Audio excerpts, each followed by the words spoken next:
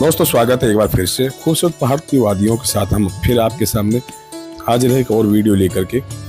इन पहाड़ों के खूबसूरत नज़ारों का दीदार आपको करवाते हैं। चलते हैं बद्री। नमस्कार दोस्तों, स्वागत है एक और इस पहाड़ों की वैलियों में। और आज हम हैं बद्रीनाथ धाम की तरफ जाने वाले रास्ते पे। बहुत ही सुंदर व्यू है पहाड़ों का, ऊंची पहाड़ियाँ, और इसी पहाड़ियों को देखते हुए हम जा रहे हैं बद्रीनाथ धाम के लिए। ये जोशीमठ के पास के ही ये सीन है। जोशीमठ के पास से ये रास्ता है, पौधे के नीचे भी वो सड़क है। अब हम यहाँ से और वहाँ तक जाएंगे अपनी गाड़ी से। उन पहाड़ों का व्यू आप देखिए कितना सुंदर लगता है।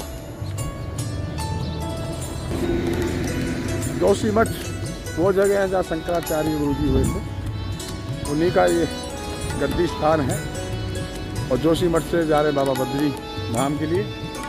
हमसे आपको दिखाएंगे वहाँ की कुछ ताज़ा अपडेट, वहाँ का सीन, सुंदर व्यू है पहाड़ों के, बहुत अच्छे नज़ारे हैं।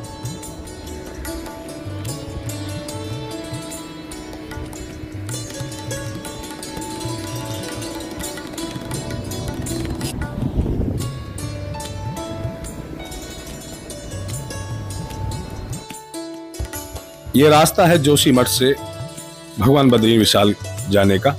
उसी रास्ते का ये व्यू है। भगवान श्री बद्री विशाल के दर्शन करने हम चलते हैं। इन्हीं रास्तों से गुजरते हुए जाएंगे। खूबसूरत पहाड़ों की वादियां हैं, ऊंचे ऊंचे पहाड़ों से के बीच होकर गुजरते हुए हम आगे बढ़ेंगे। पहाड़ों की सड़क इस टाइम काफ़ी अच्छी बना दी गई है और चारों तरफ से पहाड़ों के बीच में आर्बिट्रेरी रास्तों से गुजरते हुए हम पहुंचेंगे बद्री विशाल। भगवान बद्रीनाथ के दर्शन करेंगे वहां पहुंच करके और दिखाएंगे आपको भगवान बद्री विशाल इस समय किस तरह की स्थिति में है और किस तरह से भक्तों की भीड़ है और कैसा श्रृंगार किया है भगवान बद्री विशाल का।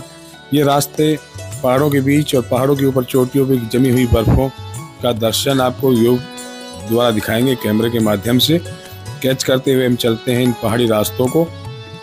और यात्रा का सुखद आनंद लेने के लिए इन रास्तों का भी दीदार करना, इन रास्तों को भी निहारना बेहद रोमांचकारी है, अद्भुत है। इन पहाड़ों की इन्हीं खूबसूरती को देखने और भगवान के दर्शन करने हम चले आते हैं उत्तराखंड के पहाड़ों में। उत्तराखंड में अभी यात्रा खुली हुई है और अभी मौसम बारिश का कम है, इस वजह से पहाड़ सूखे हैं। थोड़े दिनों में ये सारी बर्फ पिघलने के बाद में और ये रास्ते और भी हरे भरे और खूबसूरत हो जाएंगे। श्रद्धालुओं की काफ़ी भीड़ है भगवान शिव बद्री विशाल के दर्शन करने जाने वालों के। और ये सुंदर नज़ारों, भगवान शिव के दो धाम केदारनाथ और तुंगनाथ के दर्शन करने के बाद हम बढ़ चले हैं भगवान श्री विष्णु जी के दर्शन करने, जहाँ भगवान विष्णु ने भगवान शिव की तपस्या की थी भगवान शिव को प्रसन्न करने। वैसे तो हिमालय में भगवान शिव का निवास होता है, लेकिन ये तपोस्थली है भगवान विष्णु की, जहाँ बद्री विशाल के नाम से विश्व विख्यात मंदिर है पहाड़ों की तलहटी में। और यहाँ से करीब बद्रीनाथ से 24 किलोमीटर पड़ जाता है तिब्बत बॉर्डर। और पहाड़ों की जमी हुई बर्फों का दीदार आपको हम करवाते चलेंगे। इन रास्तों में ऊंचे नीचे रास्ते हैं, पहाड़ों में बहुत ही रोमांच भर देने वाली राह है ये। और भगवान श्री के दर्शन करने की चाहत में हम बढ़ चले हैं भगवान श्री बद्री विशाल के दर्शन करने। और इन खूबसूरत पहाड़ों को निहारते हुए अपनी यात्रा को सुखद आनंद और रोमांच भरने के लिए हम इन पहाड़ों से निकल करके जाते हैं बद्री विशाल की तरफ। बहुत ही ऊंचे ऊंचे पहाड़ हैं और पहाड़ों की ऊंचाइयों पे आगे जाके आपको बहुत सारी बर्फें देखने को मिलेगी, जो बर्फ जमी हुई है। मौसम में ठंड की अनुभूति और पहाड़ों का सफ़र आनंदमय हो भगवान के दर्शन को बना देता है। उन्हीं रास्तों से गुजरते हुए बढ़ते हैं आगे।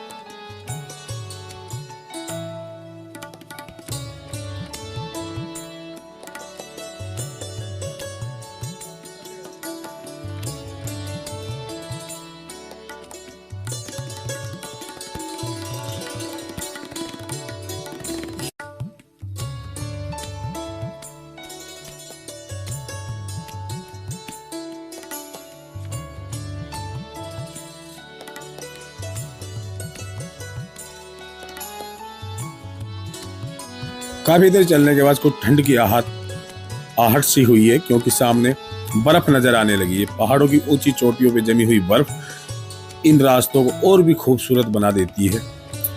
और चलते हैं इन बर्फ को दीदार करते हुए, बर्फ के नजदीक, बर्फ के बीचों बीच हम चलेंगे भगवान बद्री विशाल के दर्शन करने। जोशीमठ से ये रास्ता जाता है बद्री विशाल को। यहाँ रास्ते में काफी सुंदर नज़ारे हैं। फूलों की घाटी भी पड़ती है 18 किलोमीटर साइड में, लेकिन अभी वो बंद है। उसके भी आपको दीदार करने का मन था, लेकिन अब हम नहीं जा सकते बंद होने की वजह से। और चल पड़े हैं आगे की राहों पे। भगवान भोलेनाथ की नगरी है उत्तराखंड। इसमें भगवान शिव के काफी अच्छे धाम हैं, और ऐसे ही पंच केदार और पंच बद्री भी होते हैं यहाँ उत्तराखंड में। बद्रीनाथ से हम पंच बद्री के यात्रा की शुरुआत भी करते हैं लोग।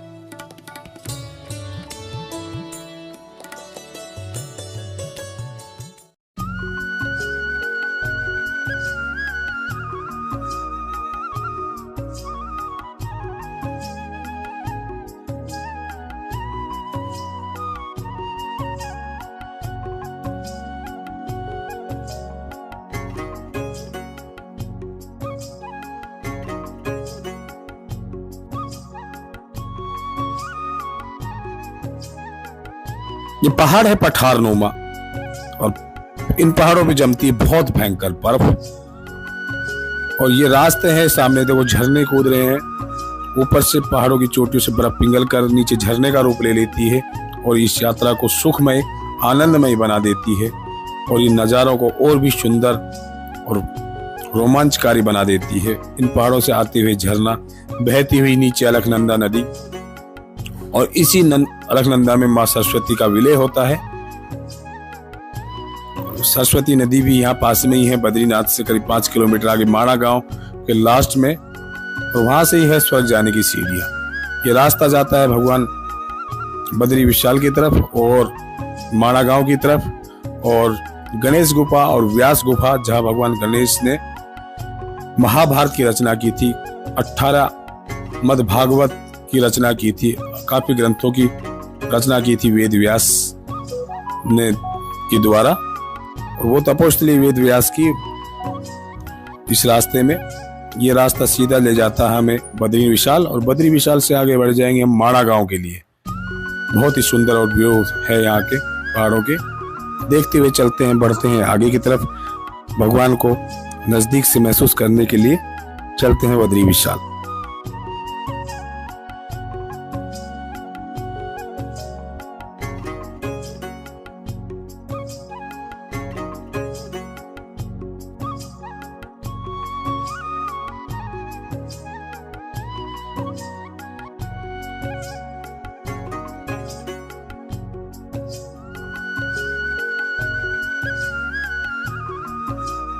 जाएगा, रहने का टेंशन नहीं, रह ही लेंगे। जाने का भी टेंशन नहीं, जैसे आप देवता मिल गए, कोई ना कोई जाने छोड़ ही देगा। हाँ, मतलब ये आप खाना मिल गए तो कल की कल देखेंगे, कोई ऐसा नहीं, सोचना नहीं है कल मिलेगी। मतलब है कि इच्छा, जब पॉजिटिव ऊर्जा मिला वही पे रुकते हैं, क्योंकि हम ऊर्जा उससे विचार, आप लोगों की शक्ति वही है, और जिसको कहते हैं कॉन्सेप्ट, बेगर उसके नहीं आ सकते।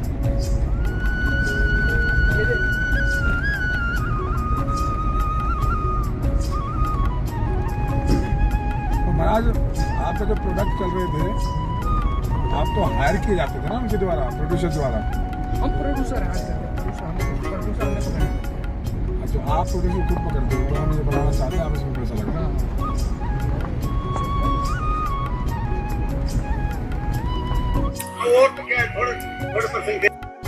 पहाड़ों की ऊंचाइयों पे दिखने लगी है बर्फ। देखिए कितनी बर्फ जमी हुई है, छोटे छोटे टुकड़ों में, और जैसे जैसे हम आगे बढ़ेंगे तो बर्फ और भी ज़्यादा बढ़ती चली जाएगी। और इसी बर्फ को निहारने हम जैसे मैदानी लोग चले आते हैं यहाँ पहाड़ों में घूमने। और काफी ठंड बढ़ गई है यहाँ पे, और नजदीक ही रह गया भगवान बद्री विशाल का ये धाम। ये देखिए खूबसूरत जमी हुई बर्फ, सब साफ आसमान है, बिल्कुल सुंदर दर्शन है आसमान के भी। यहाँ पे बिल्कुल साफ आसमान यही दिखता है पहाड़ों में आके। यहाँ पोल्यूशन नहीं है, इसी पोल्यूशन से छुटकारा पाने के लिए हम चले आते हैं पहाड़ों की शुद्ध ताजा हवा खाने के लिए, और भगवान के धार्मिक स्थानों को निहारने, उनकी पूजा करने, उनके दर्शन करने पहाड़ों की तरफ रुख हो ही जाता है। इसी आनंद की अनुभूति, इसी मंजर को संवारने, इसी मंजर का नज़ारा करने पहाड़ों की वादियों से सामने बर्फ ही बर्फ नजर आ रही है। चारों तरफ बर्फ की वादियां, पहाड़ों के ऊपर जमी।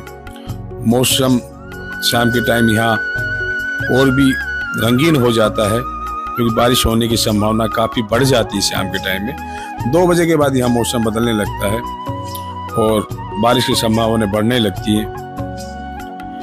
इन्हीं रास्तों से होकर गुजर रहे हैं। यहाँ पहाड़ों में से जगह जगह पे झरने नजर आते हैं। चलती हुई गाड़ी से ये वीडियो हम बना रहे हैं, खूबसूरत पहाड़ों को अपने कैमरे में कैद करते हुए आप सभी दर्शकों को प्रकृति का सुंदर दर्शन करवाने के लिए ये कैप्चरिंग की है हमने। इन पहाड़ों को निहारा है, इन पहाड़ों को हमने कैमरे के माध्यम से संवारा है और दिखाने का प्रयास है आप सभी के लिए अच्छे सुंदर दर्शन।